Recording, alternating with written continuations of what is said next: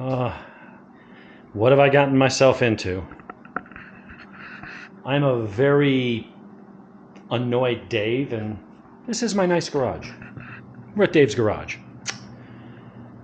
All right, here's what I got myself into. I decided to take the bike apart to get ready for the X-Pipe. And originally I was like, oh, we're going to document every stage, do a tutorial. And I was like, well, let me just, I made the mistake of like, well, let me just get started and see, This was such a monumental pain in the ass. If I'd known it was going to be this much of an annoyance, I would have just left it. I wouldn't have bought the damn thing. Honestly, these new Euro 5 models, they make it such a pain in the ass to do something.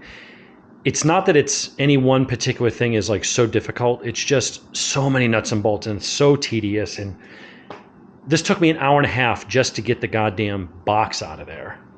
So you got to take off the mufflers. All right. Mufflers are held on by that goes through that. It's a 12 millimeter nut that pops off. 10 millimeter nut here on the clamp end that clamps to the mid pipe. So 12 and a 10. Do that on both sides. You got to pull the tank up, which is a long and skinny bolt. And all my stuff, I accidentally tripped and kicked a bunch of stuff. But there's a long skinny bolt that goes through here and up under here mounts the tank. You do that, you slide this up and off. Then had to take off a cover here, so I get a wrench down in there to get that bolt out.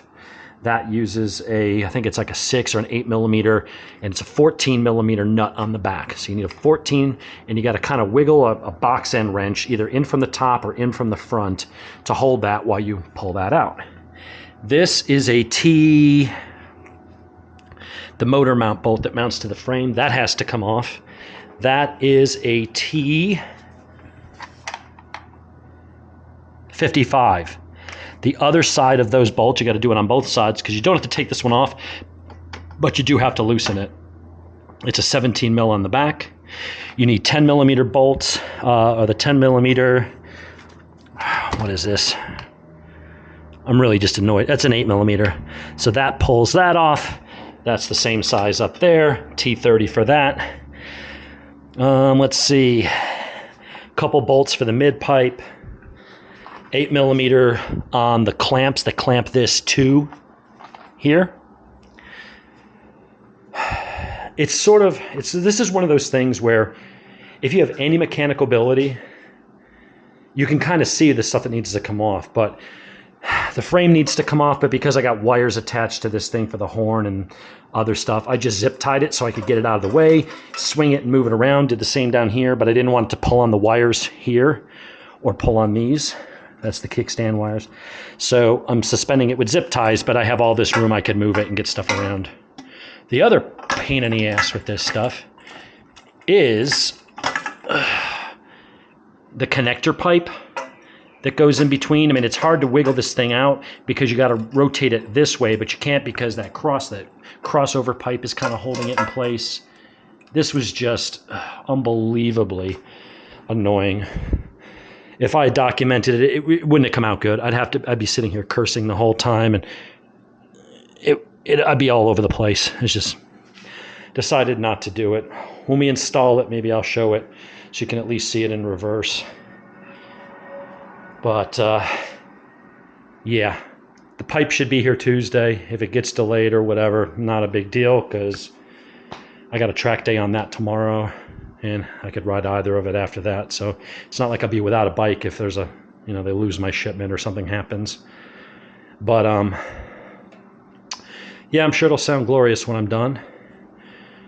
But the fact that they would design a bike that makes it this hard to change out an exhaust piece is just absolutely ridiculous.